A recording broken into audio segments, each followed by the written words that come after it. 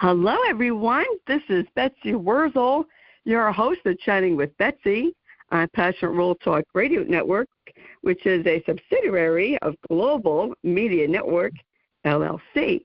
Our mantra is to educate, enlighten, and entertain.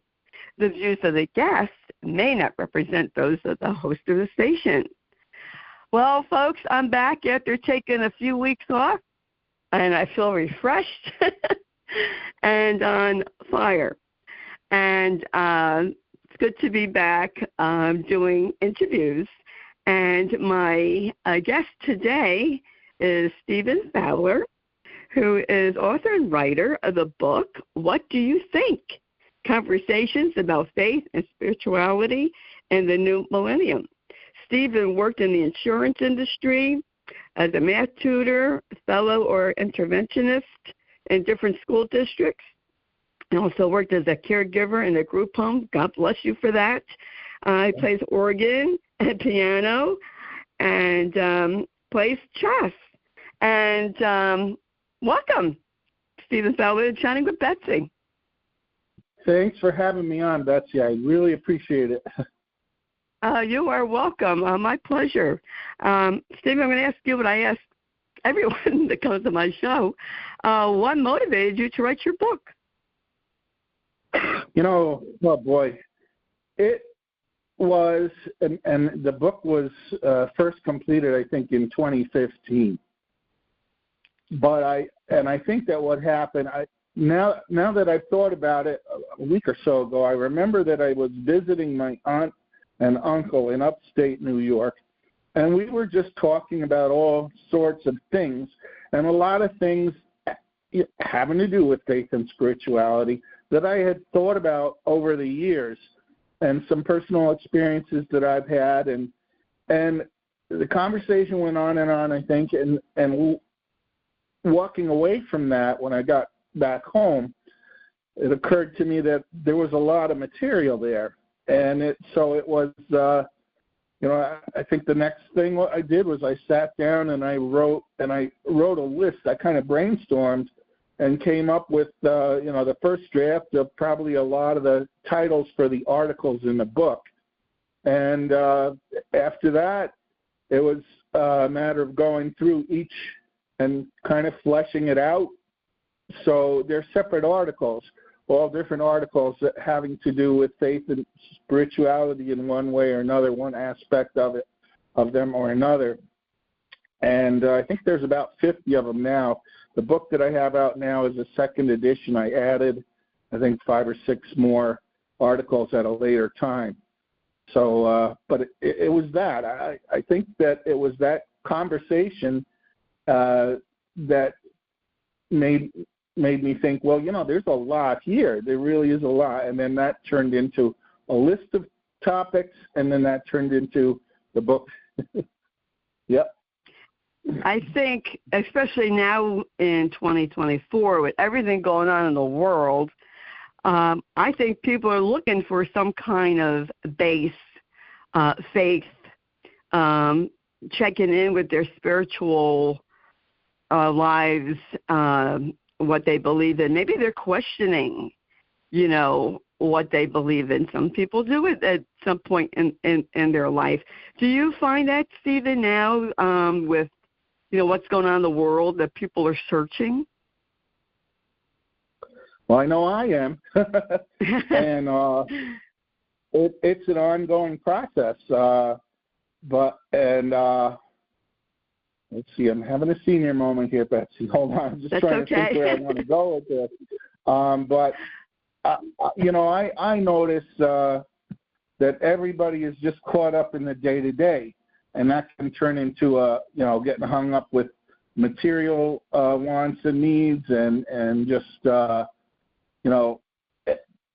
in order to think about spirituality, you kind of have to take a little bit of your time, kind of carve it out, step back, and just, I don't claim, in my book, I don't claim to have any answers. My book is about questions. And so sometimes I'll throw out some ideas about what the next life might be like, but I don't claim to know.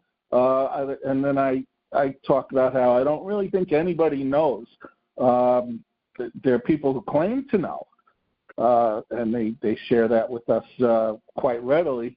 But you really have to, each person, I guess maybe you call it homework, but each person needs to do their own personal thinking and wondering, take some time on a clear night when there's stars out there and look out at the night sky and say, gee, I wonder what's going on out there. and well, kind of let your mind a good wander, question. Yeah, that's a really good question. I know that in my own personal life and in other people's lives, when something unfortunate happens, we often ask, why me, right? Why did this happen to me? Yeah. Why is it that, really good people, and sometimes the really good people have so many unfortunate problems and difficulties in their life, and that there's some really evil people, and they seem to just be, doing fine and doing very well. And sometimes I would find myself questioning that. But what kind of questions do you ask in your book, if you could give an example?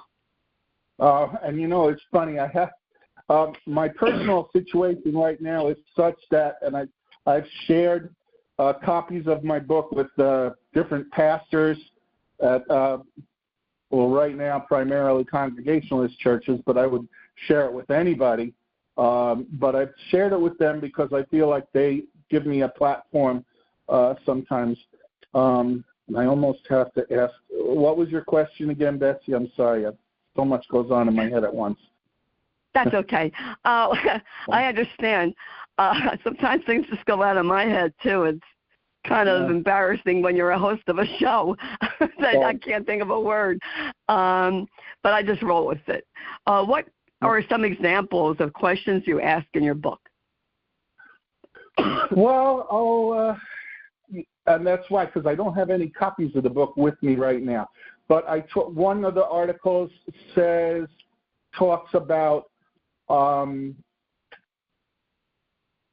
idea of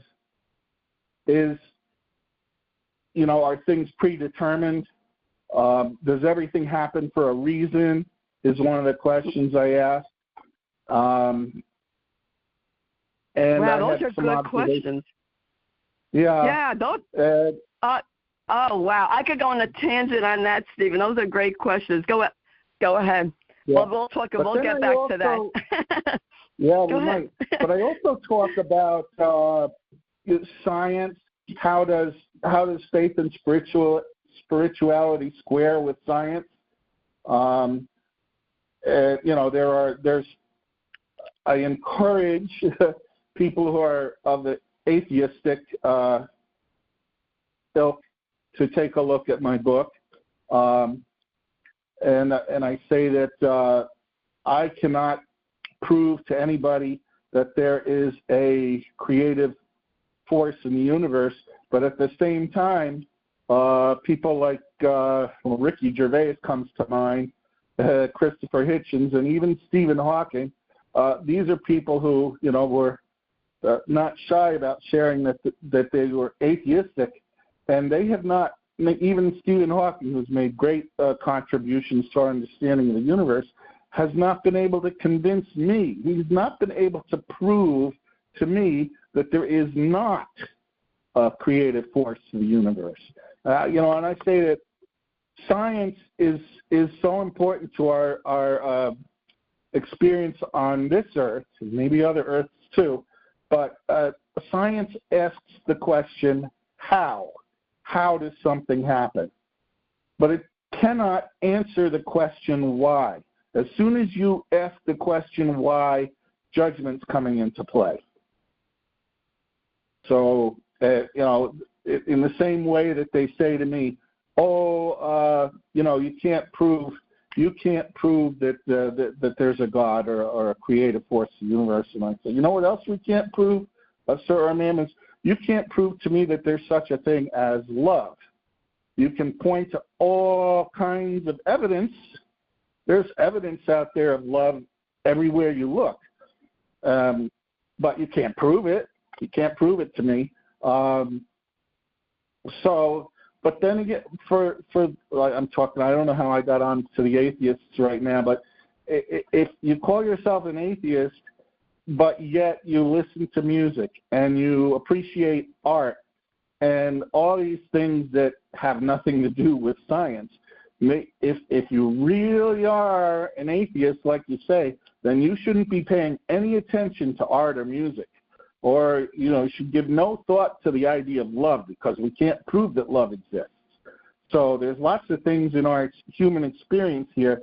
We're going on stuff that we can't, that, is beyond the ability to prove. You can point to evidence, but you can't prove it scientifically. So that's where faith comes in.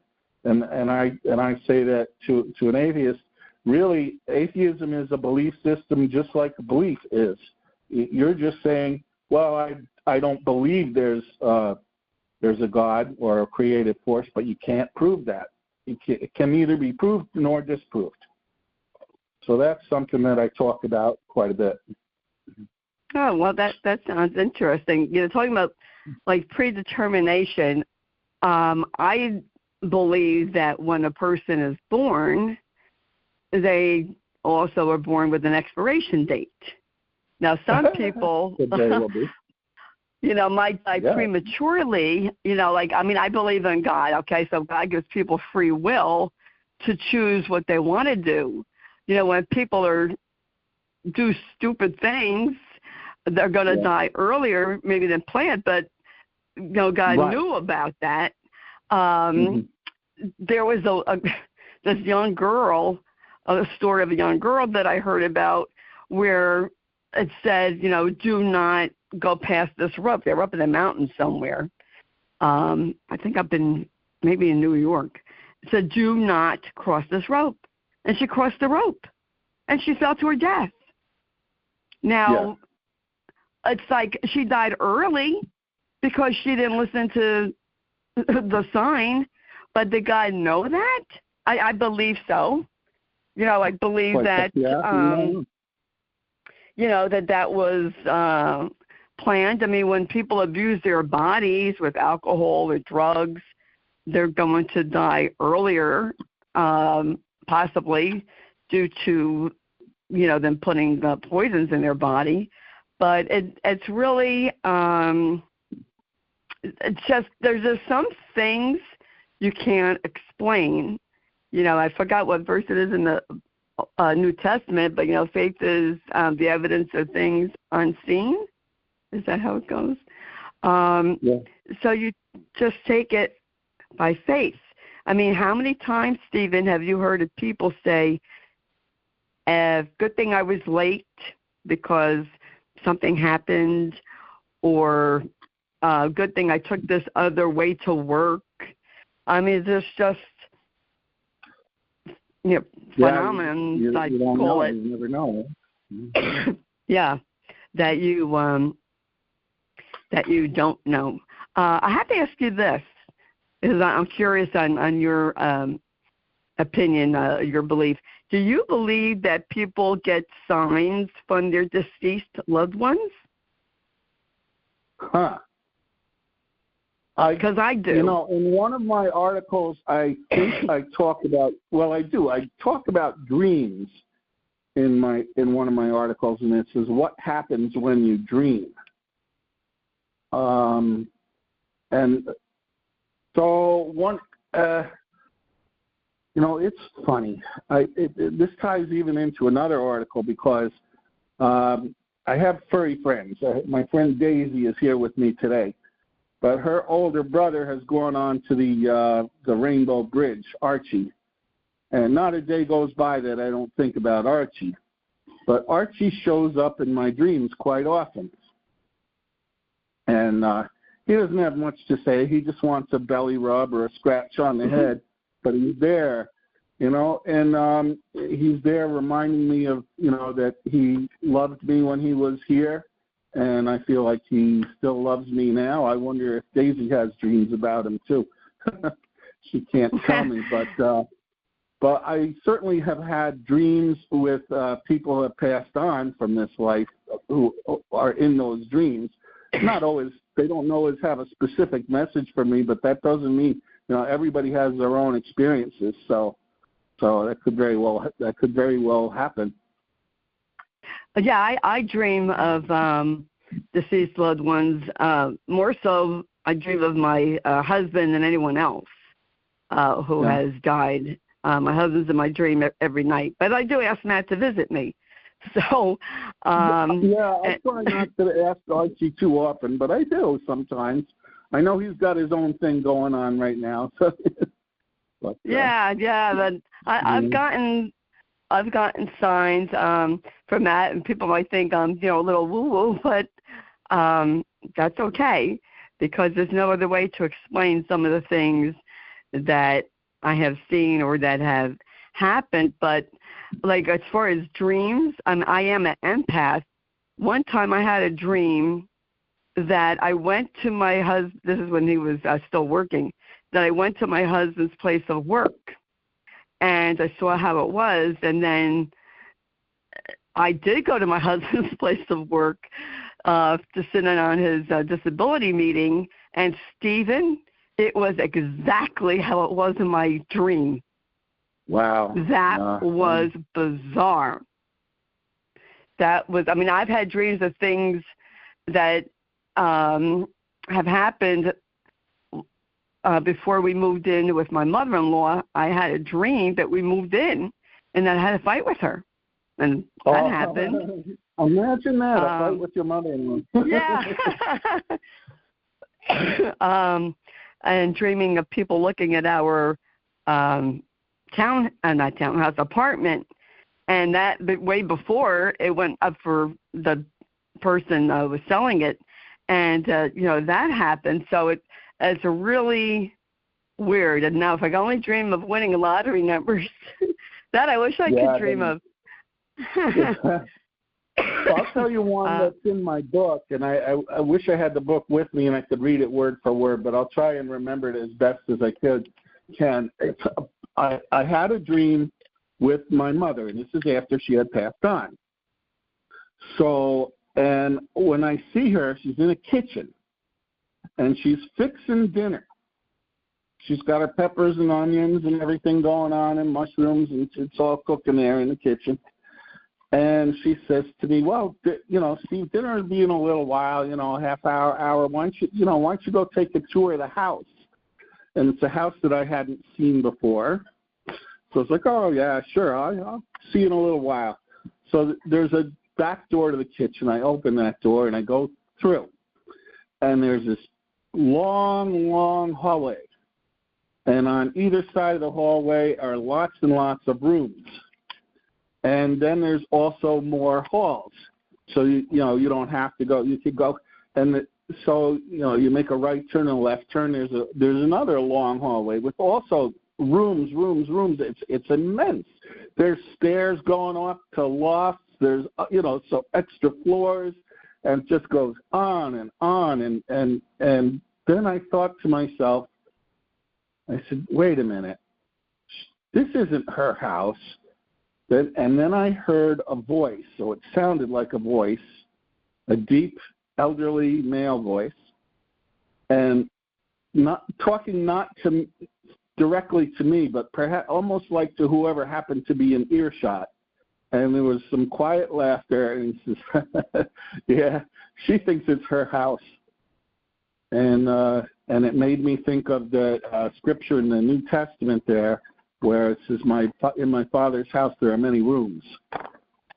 So the title of that article is, Does God Have a Sense of Humor? And at the end, yes. So, she thinks it's her house. Yes, so, yes. I you know what? I do believe God has a sense of humor. There is a Yiddish proverb that says, if you want to hear a God laugh, tell him your plans. I like that. Okay. You know, because we have our plans, but God laughs because he has his own plans, which might not have anything to do with what we had planned for our lives. That's for sure. And there's just some things that I believe, Stephen, that you can't explain, that you can't even plan for, that sometimes things just fall into place. Some people call it karma, but things do happen that you couldn't even plan on it happening if you tried. Yeah, I know. I've got my personal experience, some of the personal experiences I talk about that are pretty extraordinary. I didn't want to put too many in, but I had one. Well, I'll tell you, I've been diagnosed with clinical depression, and I take fluoxetine for that.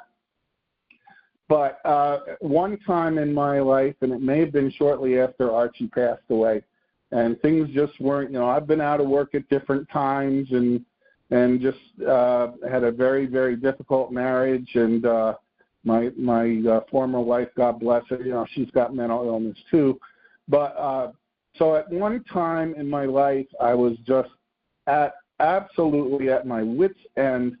I remember being in a house in Connecticut, and I started bawling. I'm not gonna.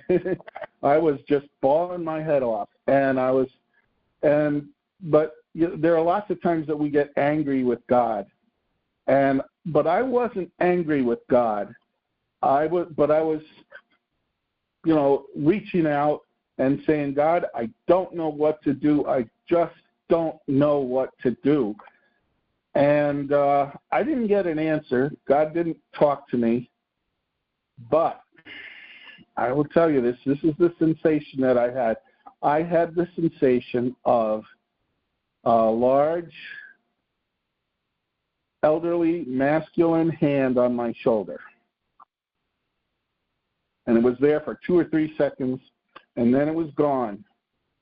And so, just like you said, nobody giving me the numbers for Powerball, nobody answering any of my, nothing like that. But it was just, it was like saying, I'm here and I love you. Wow. And from that, I just had to step back and say, all right, I don't know what to do, but I'll figure it out. We'll just have to take it a day at a time, and so that was one of my personal experiences that was, hard to explain, what that was. And when I say a large, an elderly, masculine presence, that's kind of because, who is the author? Like the guy who wrote Tuesdays with Morrie. You must know. I'll think of him. I know who you're talking about. Yeah, his name will come back. Begin with Marty. Is it Marty? Might have been, but or maybe one of the listeners will know. But he also wrote The 5 People You Meet in Heaven. Right. And gosh, I hope I can think of it. I love his books. But and he talked about how in that book he talks about this guy going, he passes on, he goes to what he assumes is heaven, he gets there, and he meets his former boss from a job where he worked a maintenance crew or something like that. And he knew this guy, and the guy's wearing he's wearing work boots, and he's got on a plaid felt shirt and blue jeans, and he's smoking a cigarette. And he says, "Whoa, you weren't able to quit cigarettes?" And the guy throws the butt down on the ground and puts it out, and he says, "Nobody smokes cigarettes in heaven. This is just the way you remember me." And so, so with the large masculine elderly hand on my shoulder, maybe it's because God says, "Well, this is the way He'll understand me. if I show up like a butterfly, you may not grasp that. So I'll go to him the way that he understands me, and then he'll know. Yeah, so. Yeah, that makes sense. And you know what, Stephen, I'm a huge mental health advocate, and I am so proud of you for saying that you suffer from clinical depression. I'm not happy that you have it, don't get me wrong, but that's brave. And I think more men, oh my goodness, more men need to go for counseling and realize when they need support. It's so important, and that's huge. I'm thank you for saying that, because by you saying that you are taking medication, maybe that might help someone else who's listening. Well, yeah, it has to do with your brain chemistry, and it's nothing to be ashamed of, right? No, it's not. Not at all. If you got a torn ligament in your knee, that's nothing to be ashamed of, right? Exactly. It's nothing to be ashamed of. It's just there's a stigma attached to it. I don't know why, but let's get over it. Yes. Yes. I've been doing this show. It'll be 5 years next month. And I've always been a huge mental health advocate because I had battled with depression most of my life. I go for therapy. I go for grief counseling. I'm not ashamed of it. I feel like if people hear me say it, they'll say, oh, well, Betsy said she goes, and then maybe I'll go. Because I tell people, Stephen, don't ever judge anyone for going for support, taking a prescription for anxiety or depression if they have to, because life throws us curves and we don't know what they are. And at some point, that person who's judging someone might need support.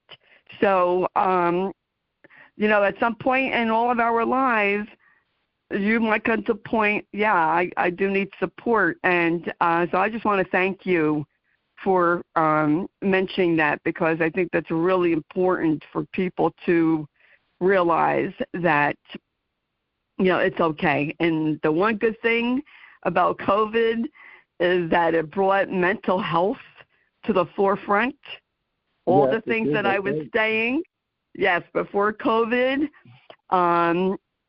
abandonment and isolation of caregivers. Well, people got a taste of that, and they didn't like it, did they? So I talked about that, long before COVID, because of being involved in caregiving, as you were a caregiver in a group home, and I'm sure that was an experience. Sure enough. Yeah. So that's and you know what? Speaking of that, there are times when people even ask, why did God make that person like that? Having a disability. And people do, question that. Or why did I get this illness, right? Why did I get this disease? And I don't remember who the person was, but this person said, it's bigger than you. And maybe sometimes you are given something to help someone else. Not an easy pill to swallow, folks. Believe me, I know that. But, you just don't know how God or whatever the person believes will use that event, that circumstance, to help other people. I've been,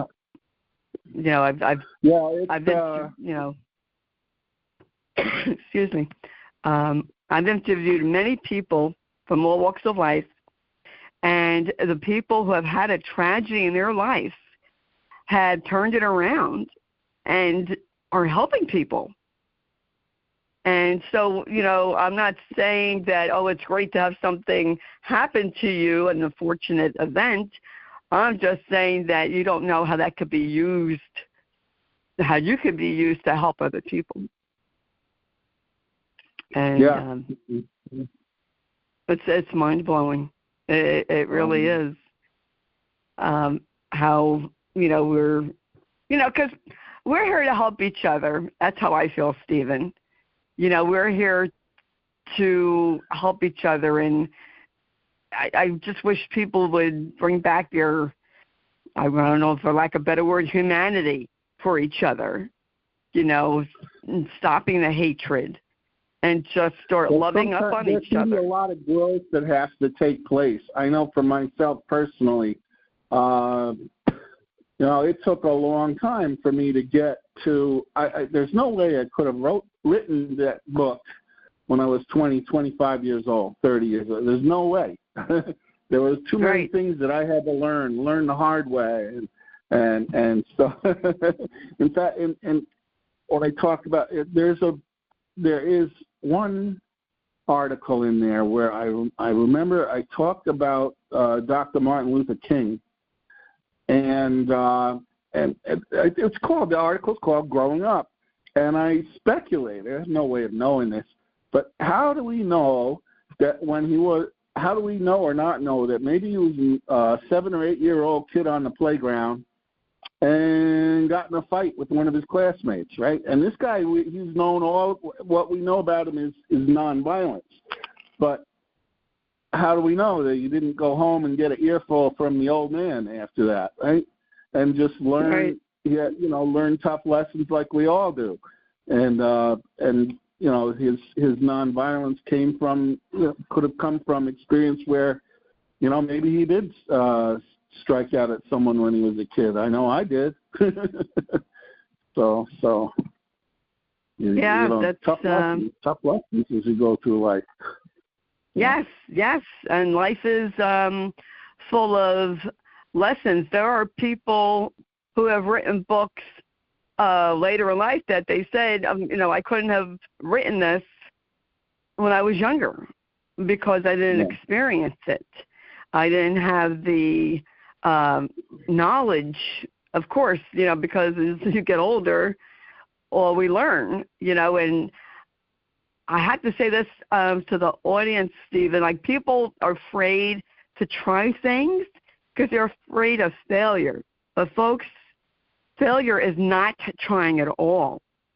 I heard Denzel Washington, the actor, give a speech. It's on YouTube, and he said, "You're going to fail. You're going to fail at something." But he said, so like failure is not trying. Les Brown, another motivational speaker, he said, "Yeah, you're going to fall. When you fall, try to fall facing upwards to look up." Get back up. Yeah, I mean, just great motivational speakers. As we wrap up here, Stephen, where can people purchase your book? Well, I know that it is on Amazon.com, and you'd have to type in the entire title. What do you think? ? Conversations about faith and spirituality in the new millennium.